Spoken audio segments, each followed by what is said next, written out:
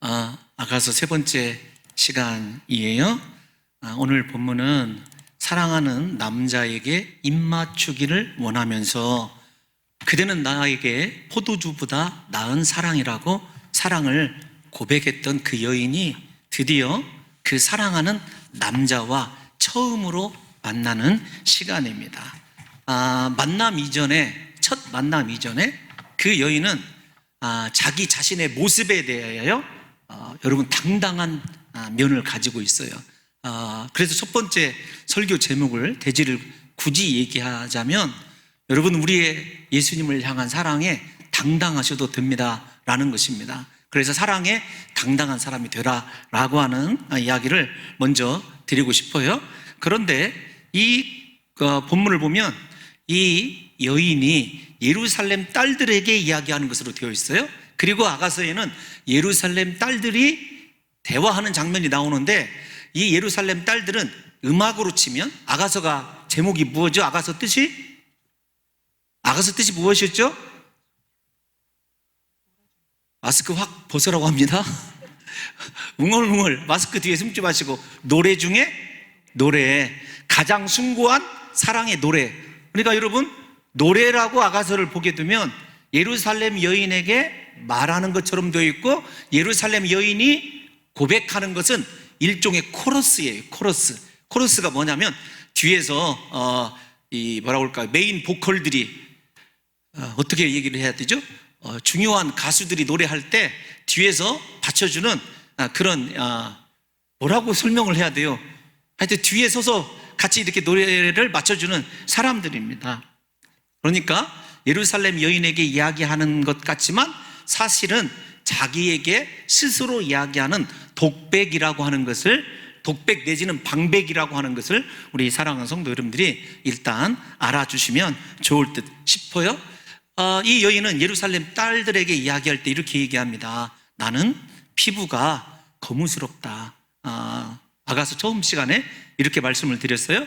어떻게 말씀을 드렸냐면 이 솔로몬의 시대에 여인들에게 있어서 가장 큰 아름다움은 피부가 고운 것과 그 다음에 가슴이다. 여러분들에게 이렇게 말씀을 드렸어요. 그래서 이 두 가지는 앞으로도 계속 시적인 의미로 우리에게 다가오게 될 것입니다. 그러니까 그 시대의 관점에서 보면 이 여인은 외적으로 내세울 것이 없어요. 한마디로 얘기하면 남자들에게 매력이라고는 1도 없어요. 겉모습을 가지고 이야기하는 것을 보면.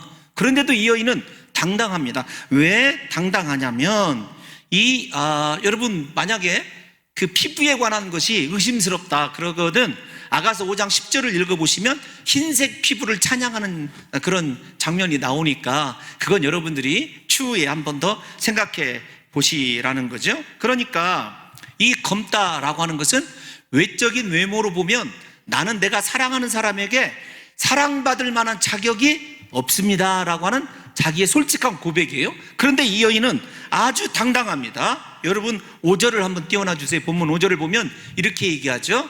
함께 읽어볼까요? 시작. 예루살렘 딸들아, 내가 비록 검으나 아름다우니 게달의 장막 같을지라도 솔로몬의 휘장과도 같구나. 여러분 이 여인이 노래를 보면 기가 막힌 비유예요. 우리에게 언제나 인생은 그러나라고 하는 것 때문에 묘미를 가지고 살아요.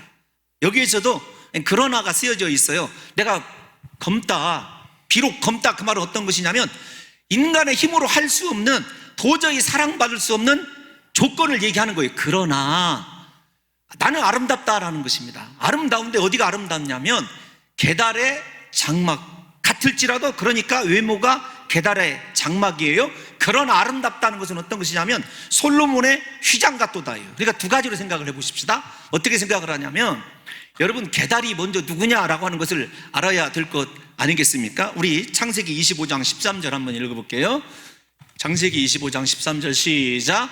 이스마엘의 아들들의 이름은 그 이름과 그 세대대로 이와 같으니라.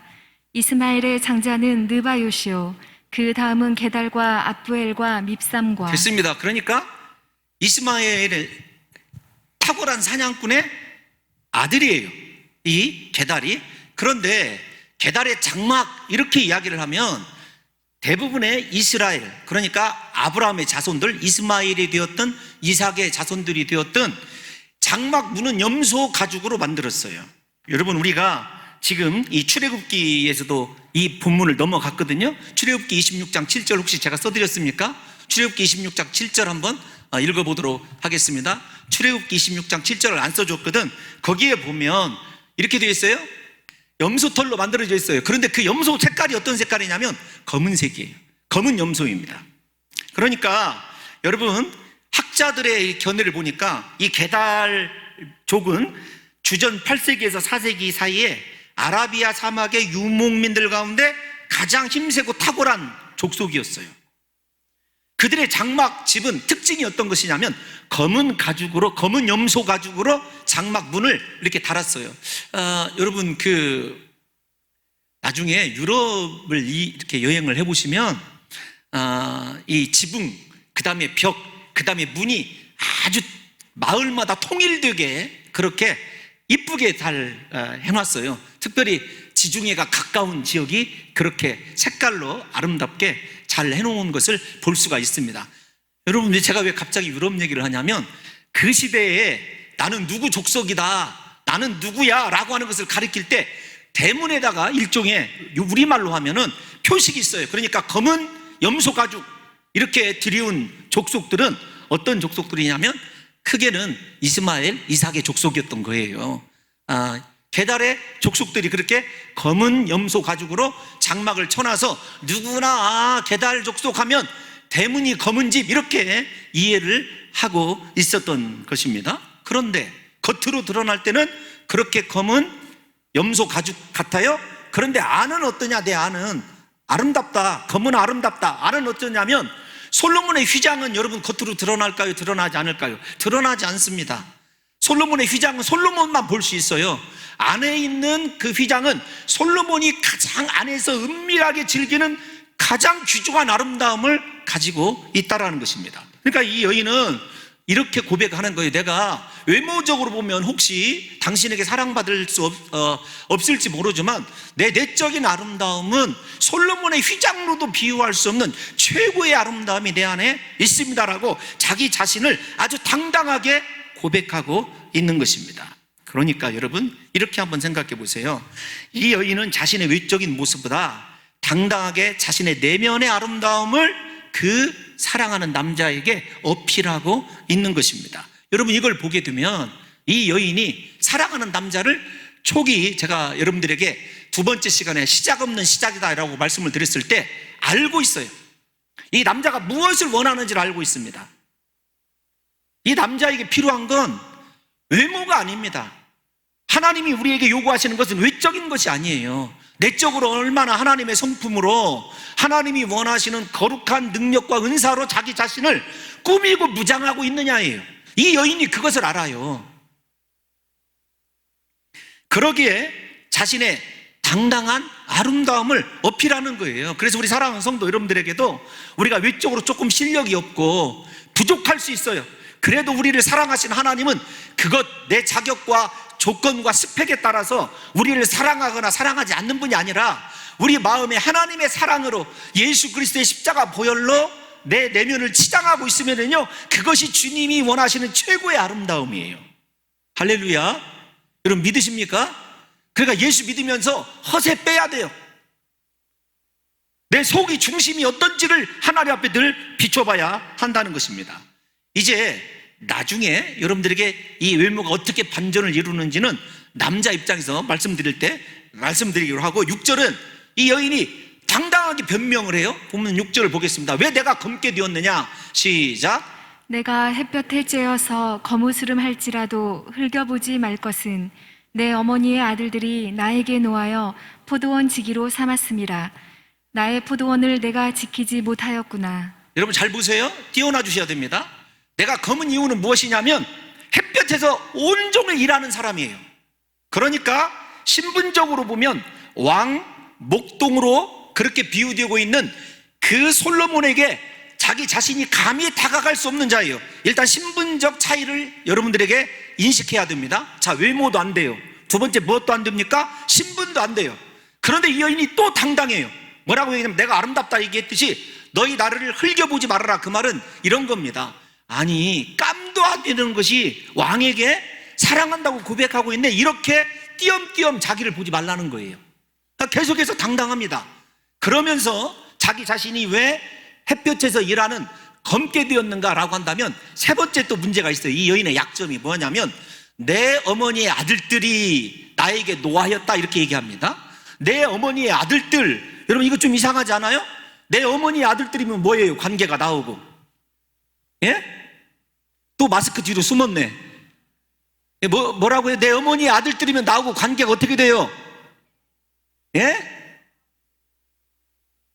형제. 형제라고 하지 말고 또 있잖아요. 머슴. 최고다. 전혀 예상치 못한 오빠. 오빠죠, 오빠. 그러니까 오빠 아닌가요? 오빠일 수도 있고 동생일 수도 있는데 오빠라고 봐야 돼요. 잘 보십시오. 이 여인의 아가서를 쭉 읽어보면 아버지가 등장하지 않아요. 지금 이 시대에도 여러분 우리 성도들 가정에 그런 가정이 있거든. 용서하시고 들으십시오. 지금 이 시대에도 참 이렇게 그 아이들에게 제가 늘 참 우리 성도님들을 위해서 기도하다가 마음에 좀 아픈 가정도 있어요. 아이들이 좀 성장할 때까지는 아빠가 있어줬으면. 그런데 그게 사람 뜻대로 되는 것 아니지 않습니까? 이 여인도 그랬어요. 그러나 그 당시는 훨씬 더 심했어요. 신분적으로도 비유할 수도 없고, 두 번째로는 아버지가 없어요. 아가서를 읽어보면 오빠들은 또 남아요. 어머니도 또 나옵니다. 아빠는 한 번도 안 나와요. 그러니까 동생이라고 생각하지 마시고 오빠라고 생각을 하셔요. 우리 성도들이 훨씬 예리해요. 형제라고 일단 번역하는 것이 보편적일 수는 있어요. 그런데 노하는 것을 보게 되면 옛날의 정서상 오빠일 확률이 99.9%예요. 여러분들에게 0.01%를 드리는 거예요. 근데 노아였어요. 근데 중요한 건 뭐냐면 왜 어머니의 아들들 이렇게 표현했냐는 거예요. 오빠를. 크게 두 가지 견해가 있습니다. 하나는 거듭 여러분 그냥 오해하시지 말고 성경이 얘기하니까 들으시기 바랍니다. 배달은 형제예요. 배달은 오빠예요. 두 번째로는 어머니의 아들들 했었을 때 씨가 다른 오빠일 수 있어요. 그런데 여러분 이제 세 가지입니다. 또 하나는 어떤 것이냐면 세 번째로는 시적인 운율, 노래의 가사를 맞추다 보니까 오빠라고 하면은 안 맞아서 그 대꾸를 맞추기 위해서 노래의 작구를 맞췄다라는 거예요. 이 말을 설명하기가 조금 어려운데 여러분 배다른 형제나 죄송한 표현이 제가 얼른 생각이 안 나서 씨다른 형제 이건 이해가 가는 거죠. 만약에 씨다른 형제이거든 이 여인을 어머니가 데리고 다른 남자에게 출가를 한 거예요. 그래서 생각지 않은 오빠가 생긴 겁니다. 배다른 형제는 또 다른 의미를 가지고 있다는 거 여러분 아시지 않습니까? 그러니까 여러분 생각해 보세요. 완전히 이 여인은 외모도 신분도 가정의 상황도 절대로 내세울 것이 없는 사람이에요. 거기에다가 그들의 오빠가 노아였습니다. 이 분노가 어떤 것이냐라고 한다면 일반적으로 학자들이 볼 때 그녀가 오빠들에게 이쁨 받을 짓을 못해요. 그러니까 일종의 행실이 좋은 쪽으로든 나쁜 쪽으로든 말괄량이에요. 전혀 여성스럽지 못합니다. 그러니까 무엇을 시켰냐면 자기의 포도원이 있음에도 불구하고 오빠의 포도원을 돌보는 포도원지기를 시킨 거예요.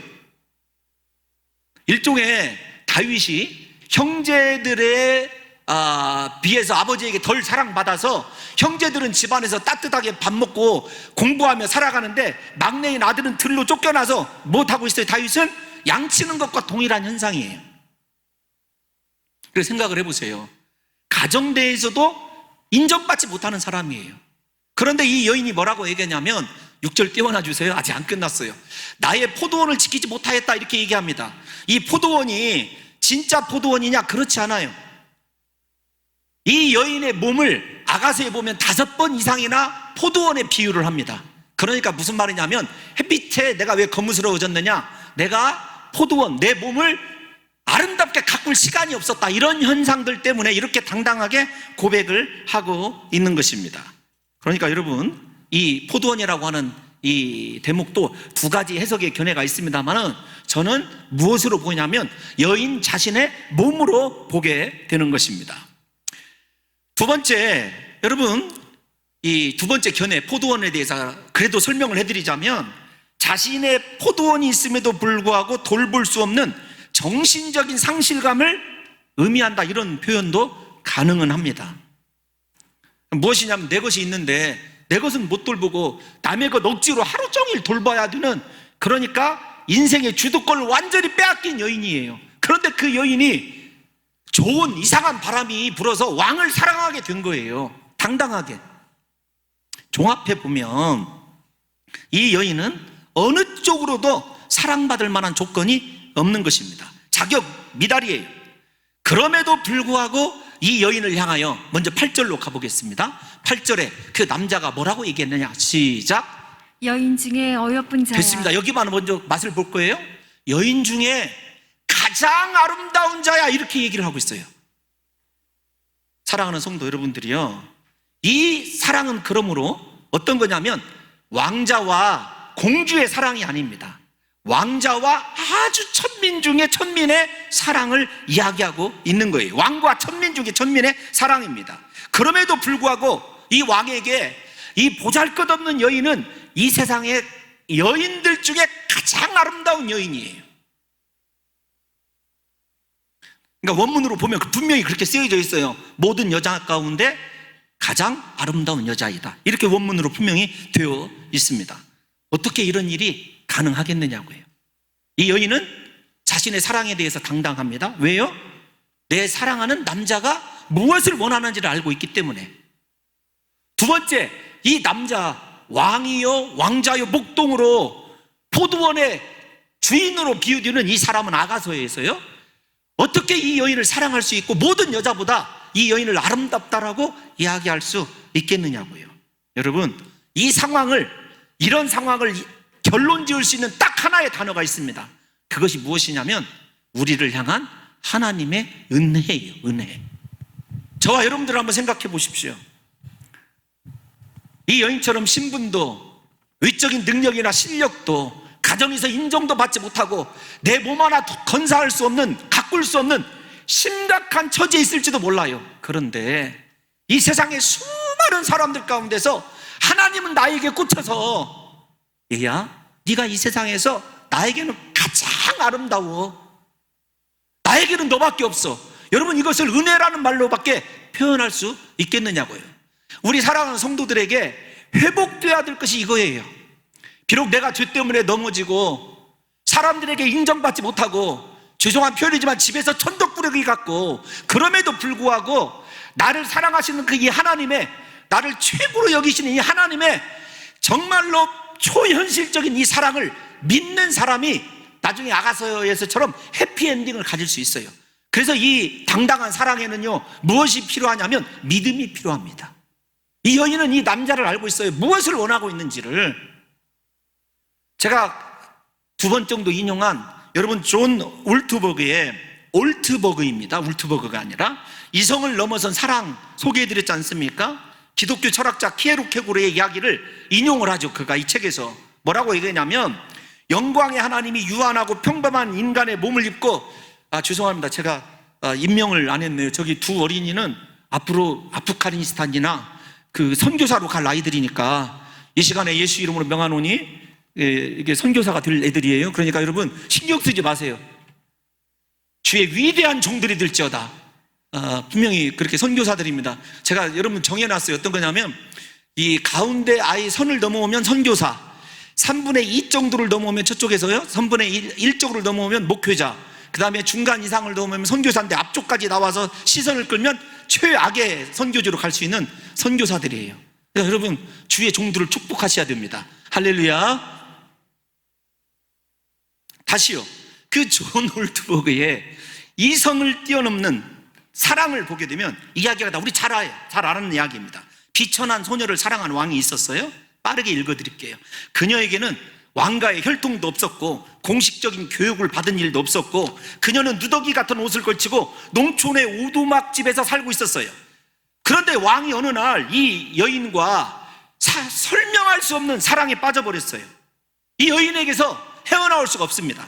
그래서 왕은 그녀를 사랑하는 마음을 어떻게 전달할까를 자문관들에게 묻기 시작을 해요. 그러니까 자문관들의 하나가 이렇게 얘기합니다. 왕의 능력으로, 이 왕의 권세로 그 여인을 왕비로 맞이하십시오. 그러니까 이 왕이 뭐라고 대답하냐면, 막강한 힘을 가진 왕으로서 그렇게 하는 일은 어려운 일이 아니지만 문제는 강요된 순종으로 그녀가 나를 사랑하는지 어떻게 알겠느냐라는 것이었습니다. 진정한 사랑을 확인할 수 없다는 거예요. 또 어떤 자문위원이 이렇게 얘기합니다. 그 소녀의 지위를 격상시키고 벼슬을 내리고 아주 좋은 집을 선물하셔서 공주들이 입는 옷도 입게 하소서. 그러면 그 이후에 그녀를 데려오면 모든 것이 맞아떨어질 것 아닙니까? 그런데 왕이 뭐라고 대답하냐면, 그렇게 되면 그녀가 정말 마음으로 나를 사랑하는지 아니면 지위와 얻은 보석 때문에, 돈 때문에 나를 사랑하는지 어떻게 구별할 수 있느냐 고민하다가, 그래서 왕은 마침내 중대한 결정을 내리죠. 왕은 잠시 왕으로서의 모든 특권을 포기하고 왕의 자리에서 내려와 농부가 되어 그가 사랑하는 소녀가 살고 있는 곳으로 가서 농부로 살면서 그녀가 입고 있는 동일한 누더기를 입고 동일한 음식을 먹고 동일한 오두막집에서 살아가며 그녀의 사랑을 얻기로 한 것입니다. 여러분, 키에르케고르가 얘기하는 것이 무엇인 줄 아십니까? 우리를 향한 예수님의 그 사랑이에요. 여러분, 죄송한 말씀이지만 제가 옛날에 말씀드렸어요. 이 내용을 읽다가 얼마나 이게 눈물이 나는지 몰라요. 제 얘기 같아서. 예수님이 이렇게 사랑하는구나. 우리는 오늘날 뭔가 되어서, 뭔가 소유해서 예수님을 사랑하려고 노력하는데 그렇지 않아요. 이 아가서의 사랑으로 우리가 돌아와야 됩니다. 이렇게 보잘것없고 성격도 못되고 사람들에게 인정받고 찬송받기는커녕 어쩌면 손가락질 받는 내 인생이지만 그리스도는 나를 떠나지 않으십니다. 내 곁에 머무르면서, 얘야, 너는 이 세상에서 내 눈에 가장 어여쁜 자다. 여러분, 이 사랑을 사랑하는 성도 여러분들과 제가 아가서가 끝날 때까지 완전하게 회복하시는 놀라운 역사가 있으시기를 예수님의 이름으로 축원합니다. 여러분, 우리 이야기를 이 사도 바울이 잘 정리를 해줬어요. 고린도후서 6장 9절에서 10절 말씀 함께 읽도록 하겠습니다. 고린도후서 6장 9절에서 10절 시작. 무명한 자 같으나 유명한 자요, 죽은 자 같으나 보라 우리가 살아있고, 징계를 받는 자 같으나 죽임을 당하지 아니하고, 근심하는 자 같으나 항상 기뻐하고, 가난한 자 같으나 많은 사람을 부요하게 하고, 아무것도 없는 자 같으나 모든 것을 가진 자로다. 할렐루야. 예수 그리스도 안에 있으면 우리 인생이 저렇게 존귀한 자예요. 겉으로는 부족하고 가난하고 죽은 자 같고 실패한 자 같아도 내 안에 계신 예수 그리스도께서요, 우리의 인생을 저렇게 위대하게 바꿔주실 줄로 믿습니다. 여러분, 이것이 우리의 믿음이어야 된다는 거죠.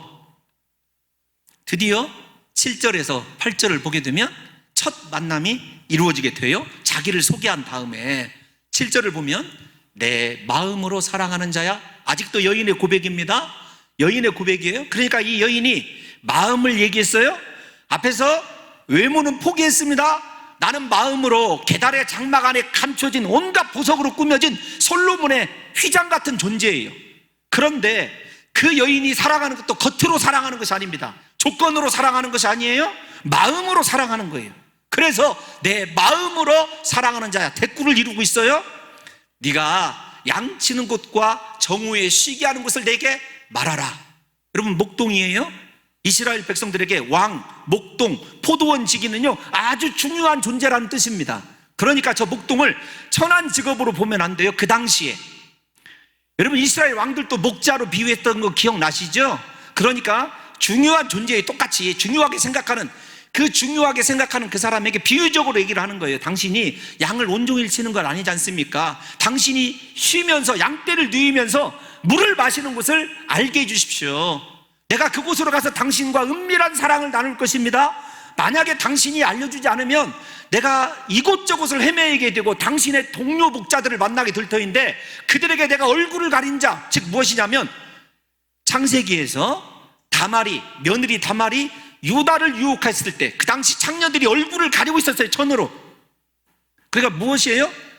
죄송합니다, 원문 그대로 얘기하면 내가 사랑에 발정난 여인처럼 혹은 창녀 처녀처럼 당신의 친구들에게 여김받을까 두렵습니다. 말씀해 달라는 거예요. 그러니까 이 여인이 지금 누구를 찾아 헤매요? 목자를 찾아 헤매고 목자와 사랑 나누기를 그토록 간절히 원하고 있는 거예요. 다시 말씀을 드리면 더 이상 돌아가기 싫다는 거예요. 나에게 필요한 건 당신입니다. 지금 당신을 만나야 되겠습니다 라고 하는 1장 4절에서부터 얘기한 입맞춤에 이어서 두 번째 가장 간절한 이 사랑과 함께하고 싶은 열망을 드러내는 거예요. 참 오묘해요. 사실 예수님이 우리에게 원하시는 것은 다른 것이 아니거든요. 얘야, 네가 나와 함께 하자는 거예요. 함께 하자는 거. 예수님 우리에게 마태복음 끝날 때도 얘기가 되겠습니다만 시작과 끝이, 마태복음 시작과 끝이 임마누엘이에요. 내가 볼지어다 세상 끝날까지 너희와 함께 있으리란 말씀입니다. 예수님 우리와 함께 하고 계셔요 지금. 그런데 문제는 내가 그리스도와 동행하기를 원하고 있느냐, 함께 하기를 원하느냐, 그분이 어디로 인도하든지 그분 따라갈 준비가 되어 있느냐라는 말씀이죠.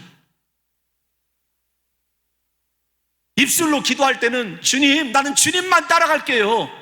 세상 누기 원하지 않습니다. 사람들이 뭐라고 해도요, 나는 말씀만 따라갈 거예요. 근데 정말 우리 삶이 이렇게 내 사랑이신 그리스도 예수를 찾아 헤매고 있느냐는 거죠.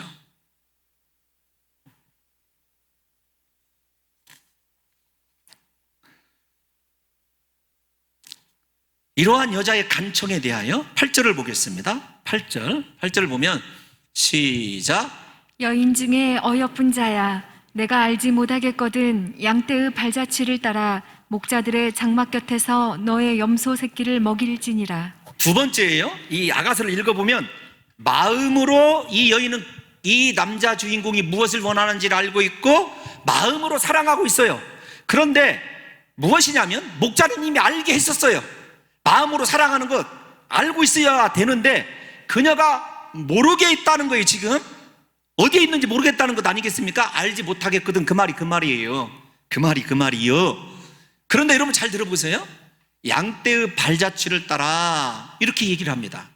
목자들의 장막 곁에서 너의 염소 새끼를 먹일지니라. 무슨 말이냐면 자기가 치고 있는 양떼의 발자취를 따라오라는 것입니다.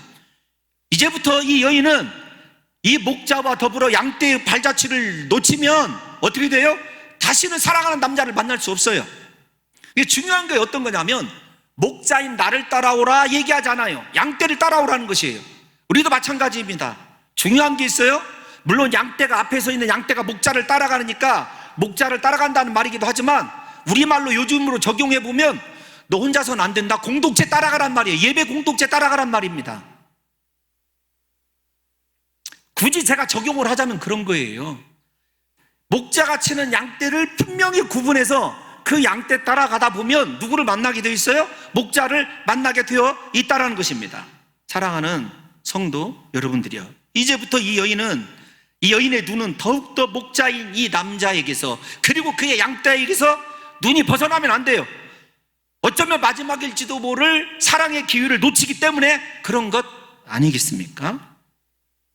예를 들면 이 본문을 해석할 때 유대인의 미드라시를 봤어요. 그랬더니 그 미드라시 해석에는 뭐라고 얘기하냐면 주님은 우리를 어디에서 먹이시고 쉬게 하십니까? 라고 하는 출애굽 이전에 이스라엘 백성들의 고통이다 이렇게 해석을 하고 있어요. 그래서 여러분 거의 얼추 맞아요.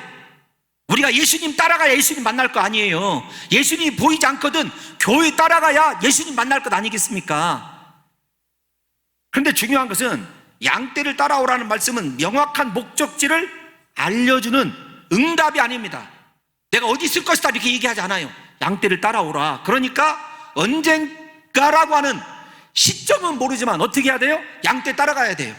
언제 기도 응답이 이루어질지 모르지만 기도해야 돼요. 여러분 이스라엘 백성들을 하나님께서 출애굽에서 인도하실 때 야 일주일간은 어디에서 어디까지 이동하고 내일은 어디에서 어디까지 이동하고 이렇게 구체적으로 인도하신 적이 있나요? 아닙니다. 오직 구름기둥과 불기둥이 인도하는 대로 그들이 따라갔어야 돼요. 우리 인생도 마찬가지예요. 주님께서 얘야 네 병이 몇 월 며칠 몇 시에 낫을 것이다. 네가 사업에 언제 성공할 것이다. 네 자녀가 몇 년도 몇 월 달이면 직장 얻고 성공할 것이다. 그런 거 아니에요. 우리에게 주님이 원하시는 것은 끝까지 예수 따라가는 거, 양떼 따라가는 거, 그분의 인도하심을 믿고 그분만이 내 인생의 해답임을 믿고 그분을 쫓아가는 것이 우리 인생에게 주님께서 주신 최고의 선물이자 은혜라는 사실을 아셔야 돼요. 이 여인은 정말로 이 사랑을 얻기를 원한다면 어떻게 해야 돼요? 양떼 끝까지 따라가야 돼요. 양떼를 따라갈 때 자기 생각을 내려놓아야 되죠. 자기 계획을 포기해야 됩니다. 언제 만날 줄을 알지 못하기 때문에 모든 것 내려놓고 양떼만 순전히 따라가야 되는 것이에요. 그래서 초기 기독교에서는요, 이 본문을 신랑을 찾는 신부를 그렇게 이야기하고 있어요. 그래서 신부가 들러리들을 따라서 끝까지 쫓아가게 됐을 때 드디어 신랑을 만나게 된다는 것입니다. 우리 신앙생활 앞에서 얘기한 대로 유사한 면이 있어요. 이것과 하나님이 우리의 갈 길을 미리 보여주시면 좋을 텐데 대부분의 경우 믿음의 삶은요, 내일을 알지 못한 채 오늘 한 걸음 한 걸음 말씀을 따라가야 되는 경우가 허다하거든요. 여러분, 인생의 미래를 알면 얼마나 신이 나겠습니까? 어느 주식이 올라갈지 여러분 알면 얼마나 좋겠어요? 어디가 택지 개발될지 알면 얼마나 좋겠습니까? 그런데 그런 일들이 우리에게 안 일어나요. 하루하루 힘들고 고통스럽지만 예수만이 내 인생의 해답임을 알면, 그분을 만나야 될 삶의 문제가 해결될 줄 알면은요, 그분만 쫓아가게 되어 있어요. 이것이 하나님의 우리를 향한 인도 방식입니다. 여기 보면 이 여인의 사랑의 절정은 어떤 것이냐면, 내가 정말 마음으로 사랑하는 자여, 내 정말 사랑하는 자, 이런 표현이 나와요. 히브리 원어를 보게 되면. 그런데 이 여인이 전인격적으로 목숨 다하여, 내 피시, 내 숨 다하여, 영 다하여 내가 당신을 사랑합니다, 이렇게 되어 있어요. 제가 무슨 말씀을 드리고 싶어서 그러냐면, 그렇게 정말로 주님을 향한 사랑이 진짜라고 한다면 목자가 어디로 인도하든지 따라가게 될 것 아니겠습니까? 여러분들은 잘 모르시겠지만 사랑하면 그런 일들이 있더라고요. 그 전에 저희 마을에서 동네 형과 이 누나가 눈이 맞았어요. 집안에서 반대하니까 반대했어요. 그런데 그 형이 서울로 튀니까 그 누나도 어느 순간에 튀더라고요. 목사가 튄다는 말, 이 저속한 말, 적합하지 않은 말 용서하시기 바랍니다. 사랑 따라가게 되어 있더라고요. 부모요? 눈에 안 들어와요. 자식 이기는 부모 없어요. 그런데 그 누나 형들이 왜 그렇게 됐어요? 무엇 때문에? 사랑 때문에. 집안에서 편안한 삶 포기하고 힘들어도 사랑 따라가더라고요. 우리의 예수님을 향한 사랑이 진짜라고 한다면 고통스럽고 때로는요, 사망의 음침한 골짜기로 다녀야 되고 인생 실패의 쓰리싼 잔을 마셔야 될 때도 있어요. 그래도 그 사랑 때문에 내 사랑이 진짜라고 한다면 묵묵히 견뎌내야 되는 것 아니겠느냐고요. 여러분, 예수님을 향한 우리의 사랑은 어느 정도입니까? 목숨 내걸고 그렇게 예수님 따라가고 있을 정도로 지금 예수님을 사랑하고 있느냐고요. 예수님이 우리에게 원하시는 것은 우리가 그분과 함께하며 예수님만 사랑하는 거예요. 잠언서 8장 17절 한번 읽어볼까요? 잠언서 8장 17절 시작. 나를 사랑하는 자들이 나의 사랑을 입으며 나를 간절히 찾는 자가 나를 만날 것이니라. 할렐루야. 예수님 사랑하십시오. 예수님의 사랑을 입게 될 줄로 믿습니다.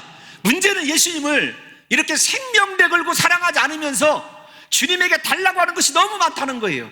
여러분, 이 시간에 이번 한 주는요, 주님에게 달라고 하지 말고 예수님 사랑하게 도와주세요. 예수님만 찾게 도와주세요. 그것이 우리 기도 제목 되시기를 예수님의 이름으로 축원합니다. 사랑하면 예수님의 사랑을 입게 될 줄로 믿습니다. 전능하신 하나님의 사랑을 입는다? 이건 놀라운 사실이에요. 놀라운 사실.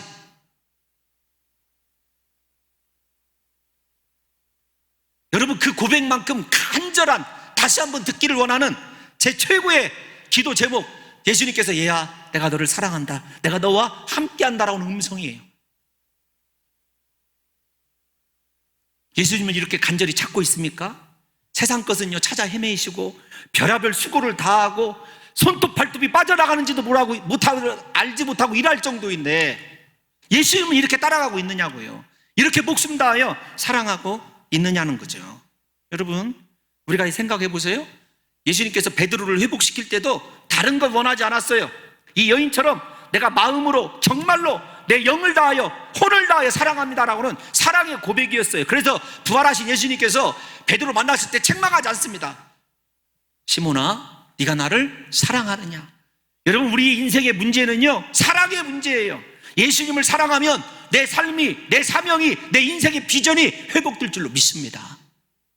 왜 그 사랑을 회복하지 못하고 살아가느냐고요. 요한계시록 우리 배웠지 않습니까? 에베소 교회 그토록 사랑을 강조한 사랑의 목회자 요한이 목회했던 교회 아니에요? 그런데 그 교회를 향해 예수님이 첫 책망이 네가 처음 사랑을 버렸느니라. 사랑하는 성도 여러분, 힘들고 고통스러울 때는 예수님 만나기 위하여 얼마나 울고불고 매달렸느냐고요. 그런데 지금 먹고 살만하니까, 내 인생의 꿈이 이루어지니까 여러분 정말로 이렇게 예수님 사랑한다고 고백할 수 있느냐고요. 아직도 내 안에서 하나님이 원하는 인생의 밑그림이 그려지지 않고 하나님이 나에게 원하는 인생이 보이지 않는다면요, 단 한 가지 원인이 있습니다. 예수님을 사랑하지 못하고 있다는 거죠. 부디 이 여인에게서 배워야 될 것, 우리가 그렇게 온 마음 다하여 영을 다하여 예수님 사랑하러 말미암아 사람을 초월하고 환경을 초월해서 예수님의 두 손 꼭 잡고 내 사랑 되신 그분과 이 땅에서 동행하는 진정한 예수님께서 나를 바라보실 때 너는 이 세상에서 가장 어여쁜 내 사랑이다라고 인정받는 귀한 성도들이 되시기를 예수님의 이름으로 축원합니다. 하나만 더 살펴보고 이제 끝내려고 생각해요. 약 3분에 걸쳐서 우리 이제 9절부터 한번 보겠습니다. 간단 설명할게요. 9절 시작. 내 사랑아, 내가 너를 바로의 병거의 준마에 비하였구나. 여러분, 굉장히 이거 좀 제가 설교하기 힘든 내용이 들어있어요. 어떤 거냐면 이 바로의 병거의 준마, 애굽의 말들이 얼마나 유명한지 하나님께서 신명기에 왕의 규례를 세울 때 너 애굽에서 말을 들여오지 말아라. 왕에게 왕의 규례예요. 애굽의 말을 욕심내지 말아라. 그런데 여러분, 준마 하면은 사실은 우리말로는 준마라고 되어 있지만 정확히 히브리어로 보면 암말로 되어 있어요. 암말. 그러니까 암컷으로 되어 있어요. 암컷으로 되어 있는데 그 암컷이 병거를 몰아요. 그런데 파라오의 병거들은 앞에 이 말 치장이요, 굉장히 요란해요. 금사슬, 은사슬, 이 눈에 이 눈만 빼고요, 온통 치렁치렁. 그래서 그 왕의 병거가 지나갈 때는요, 이 금붙이가 부딪히는 소리가 이 요즘 말로 얘기하면 카이로 시내를 막 흔들었대요. 그런데 이 왕인 솔로몬이 이 여인을 보면 그렇게 치장한 준마 같아요. 두 번째, 제가 좀 우리 학생들이 있어서 설명하기 어렵지만 전투적인 용어가 있습니다. 왜 병거를 이 애굽이 실제적으로 암말로 사용했냐면, 다른 기마 부대와 충돌을 했었을 때 이 애굽의 암말들이요, 그 상대방 적 기마 뭐라 그럴까요? 그 말들을요 특유의 향으로 유혹을 해요. 그래서 이 기마 부대가 전진을 하지 못하고 말이 이 암말을 따라가 버려요. 실제적으로 역사적으로 찾아보니까 여러분, 어디에서 이 전투가 있었냐면 어디입니까? 가데스 전투에서 있었어요. 실제적으로 주전 3세기에 투트모스 3세 때, 주전 2세기네요 1479년에서 1425년 역사적으로 실제적으로 이런 일이 있었어요. 그러니까 무슨 말입니까? 나는 도저히 다른 사람을 따라갈 수 없어. 남자인 예수 그리스도가, 나는 너의 사랑에 빠진 존재, 너의 사랑의 포로라는 말을 이렇게 표현을 하고 있고, 그녀의 미, 사실은 성적인 미, 이렇게 얘기를 해야 되거든요. 원문에 가깝게 제가 해석한다고 약속했으니까 그녀의 미를 따라올 수가 없다는 거죠. 여러분, 이제 9절 다시 한 번만 떼어놔 주세요. 죄송합니다. 9절은 내가 준마에 비하였다, 그 말은 어떤 것이냐면 내 마음이 그러하다는 거예요. 그러니까 그 여인의 외모는 상관이 없어요. 죄송한 표현이지만 예수 그리스도가 우리에게 그렇게 빠져 계신 거예요. 10절을 보겠습니다. 10절 시작. 내 두 뺨은 따은 머리털로, 내 목은 구슬개미로 아름답구나. 자, 잠깐만요. 앞에서 이 여인이 자기를 묘사할 때 나는 햇빛에 그을려 거무스름하다, 자기를 그렇게 얘기를 했어요. 그런데 외적인 외모가 이 남자가 볼 때는요, 너의 두 뺨은 따은 머리털로, 피부색을 보고 있어요? 머리털을 보고 있습니까? 이 여인이 고백하지 않은 다른 곳에서 아름다움을 찾아내고 있어요. 뿐만 아니라 여러분, 내 목은 구슬개미로 아름답구나, 그 말은 무엇이냐면 실제적으로 그 여인이 가지고 있는 미를, 앞에서 얘기한 그녀가 알지 못하는 아름다운 외적인 미를 저렇게 묘사하고 있습니다. 그런데 저걸 나중에 보니까 알레고리로 참 은혜스럽더라고요. 두 뺨은 예를 들면 이 두 땀, 이 머리털이 두 개의 율법이다. 시내산에서 받은 율법이다. 그 다음에 두 뺨은 모세와 아론이다. 내 목에 굿을 꿰미는 모세와 함께 여호와 하나님을 만났던 70인의 장로다. 그렇게 해석을 해놨더라고요. 은혜는 스럽더라고요. 이제 다 끝나갑니다. 11절 한번 볼까요? 11절 시작. 우리가 너를 위하여 금 사슬에 은을 박아 만들리라. 여러분, 우리가 너를 위하여 금사슬에 은을 박아 만들리라. 이 말은 어떤 것이냐면 최고의 아름다움을, 그러니까 이런 거예요. 그 당시에 금과 은이 최고라고 합시다. 그러면 그녀를 위해서 이렇게 아름다운 선물을 준비하고 기다리고 계신 거예요. 예수 그리스도께서 그리스도를 만나십시오. 그리스도를 사랑하십시오. 그러면 그리스도께서요, 그녀가 상상도 못했던 금으로 술을 넣고 은을 박아서 만든 무엇인지는 모르지만 그러니까 최고의 선물, 그분이 우리를 사랑하시는 그 사랑 외에 우리를 향한 일종의, 요즘 말로 굳이 제가 좀 이 오지랖을 떨자면 은사예요. 달란트예요. 사람들에게 가장 귀히 여기는 것으로 주님께서 예배해 놓으시고 우리를 기다리고 계신 거예요. 부디 이 아가서의 말씀이 우리 사랑하는 성도 여러분들에게 힘이 되셔서 조건 때문에, 사람 때문에, 내 외모 때문에, 외적인 능력 때문에 여러분 세상에서 상처받고 여러분 혹시 스스로를 열등의식을 가지고 살아간다면 여러분 괜찮습니다. 그리스도 예수는요, 그러한 나를 사랑하시고 오히려 내가 약하다고 생각하고 내가 없다고 생각하는 그것을요 단 한 번도 바라보지 아니하시고 오히려 내 안에 있는 또 다른 내가 생각지 못한 최고의 아름다운 기준을 가지고 저와 여러분들을 끝까지 사랑하실 것이라고는 그 사랑을 믿으시고 하나님 앞에서 가장 어여쁜 자로 가장 당당한 사랑을 하는 귀한 성도로 남은 생에 살아가시기를 예수님의 이름으로 축원합니다.